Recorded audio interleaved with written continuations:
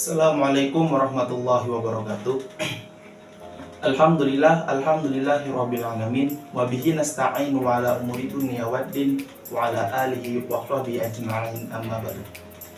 Yang pertama-tama marilah kita panjatkan rasa dan puja-puji syukur kita terhadap kehadirat Allah Subhanahu wa taala, yang mana berkat beliaulah kita masih diberikan kesehatan, baik itu kesehatan jasmani maupun rohani. Kedua kalinya, sholawat berserta salam tidak lupa kita curahkan kepada junjungan kita, Nabi besar Nabi Muhammad Sallallahu Alaihi Wasallam. Allahumma sholli ala Sayyidina Muhammad wa ala ali Sayyidina Muhammad. Semoga dengan membaca sholawat Nabi tadi, kita diberikan syafaat oleh beliau di yaumil kelak nanti. Selanjutnya yaitu di sini saya membuat video untuk melaksanakan ujian mata kuliah Fikih Muamalah dengan dosen pengampu Dr. Muhammad Yusuf, SAG MPD.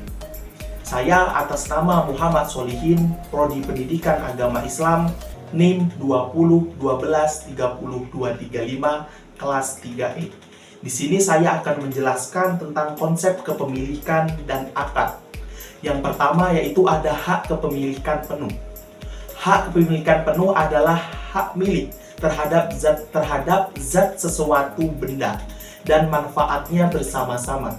Sehingga dengan demikian semua hak-hak yang diakui oleh syarak tetap ada di tangan pemilik. Contohnya, memiliki mobil tanpa utang atau sewa yang belum lunas.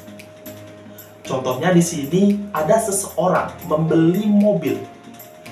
Dia membeli tanpa utang bank, tanpa kredit. Dia 100% membeli mobil tersebut dari uang pribadi dia.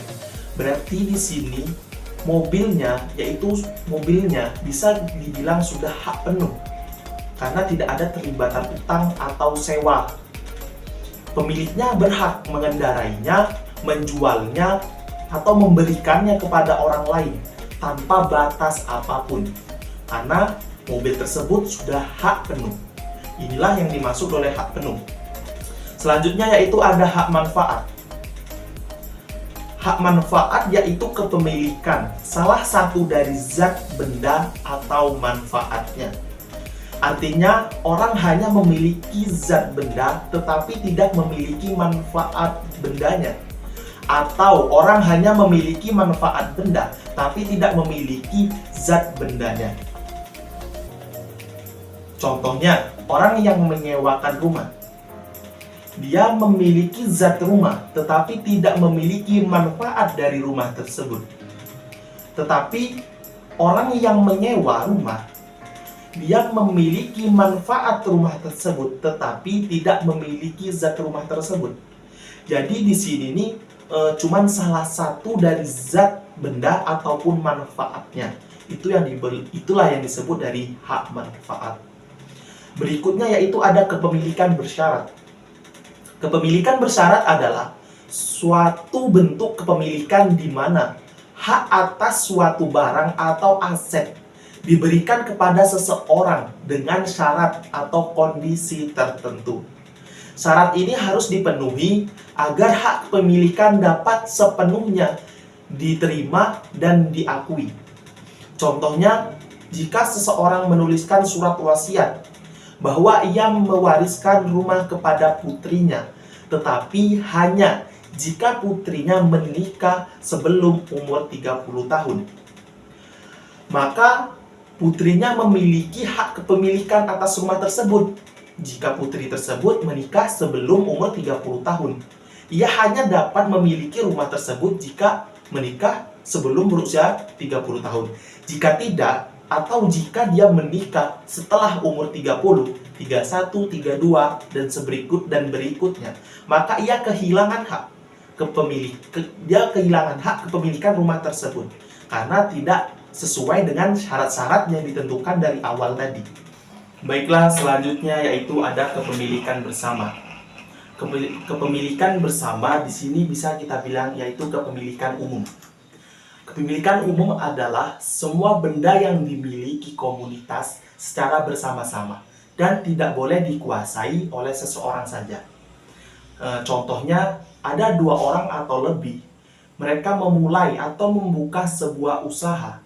seperti restoran atau toko, di mana mereka masing-masing memiliki bagian dan kepemilikan usaha tersebut. Mereka berbagi keuntungan, kerugian, dan tanggung jawab sesuai dengan kesepakatan mereka. Jadi mereka sebelum membangun sebuah usaha, mereka sudah ada kesepakatan ataupun peraturan dari mereka. Jadi mereka harus sama-sama menerima kerugian ataupun keuntungan. Dan usaha ini tidak boleh dikuasai oleh satu orang. Dua-duanya harus sama-sama menguasai dan sama-sama bertanggung jawab atas usaha ini. Karena usaha ini kepemilikan bersama, tidak boleh diakui atau tidak boleh dikuasai oleh satu orang saja. Selanjutnya yaitu ada kepemilikan wakaf. Kepemilikan wakaf merujuk pada aset yang didonasikan untuk kepentingan umum atau amal dalam Islam. Aset tersebut seperti tanah, bangunan, uang diserahkan oleh seseorang wakif.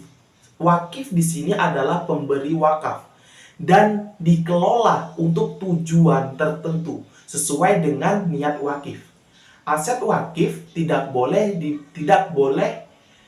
dijual atau diwariskan, dan hasil atau manfaat dari aset tersebut digunakan untuk tujuan amal.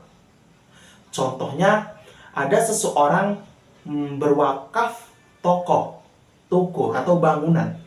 Dari bangunan tersebut dibuat usaha toko. Jadi hasil dari toko tersebut tidak boleh untuk kepentingan pribadi. Itu harus untuk kepentingan umum atau yang untuk kepentingan umum dan untuk beramal. Contohnya untuk membangun masjid, membangun sekolah, atau mendonasikan untuk ke anak yatim piatu. Itulah yang dimaksud kepentingan wakaf. Baiklah, berikutnya ini akad jual beli. Akad jual beli adalah perjanjian formal antara penjual dan pembeli untuk mentransfer kepemilikan barang atau jasa dengan imbalan pembayaran. Dalam akad ini, kedua belah pihak setuju pada syarat dan ketentuan transaksi, seperti harga, cara pembayaran, dan waktu penyerahan barang. Jadi akad jual beli ini harus disetujui dari kedua belah pihak, baik pihak penjual maupun pembeli, menyetujui ketentuan-ketentuan transaksi seperti harga, cara pembayaran, dan waktu penyerahan barang. Contoh akad jual beli. Contohnya di sini kita beri contoh, ada seseorang yang menjual rumah dengan harga sekian dan pembeli tersebut setuju dengan harga tersebut. Jika kedua belah pihak ini sudah saling mensetujui dari harga tersebut, maka mereka langsung menentukan cara pembayaran. Bagaimana cara pembayaran tersebut? Apakah secara transfer atau uang cash?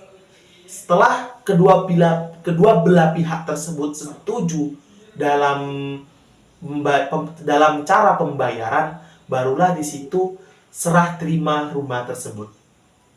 Selanjutnya yaitu ada juga contoh seperti pembelian mobil. Perjanjian antara dealer dan pembeli mobil yang menyeratkan atau menyaratkan spesifikasi mobil, harga, dan ketentuan pembayaran. Berikutnya yaitu akad sewa. Akad sewa adalah perjanjian antara pemilik suatu aset dan penyewa, di mana pemilik aset memberikan hak kepada penyewa untuk menggunakan aset tersebut dalam jangka waktu tertentu dengan imbalan pembayaran sewa. Akad ini mencakup syarat dan ketentuan penggunaan, durasi sewa, dan jumlah pembayaran. Kita beri contoh di sini, ada seseorang yang menyewakan rumah atau mengontrakkan rumah. Dia menyewakan rumah dengan harga 450 per bulan. Itu jangka waktu dan pembayaran. Dan tanggung jawab pemeliharaan.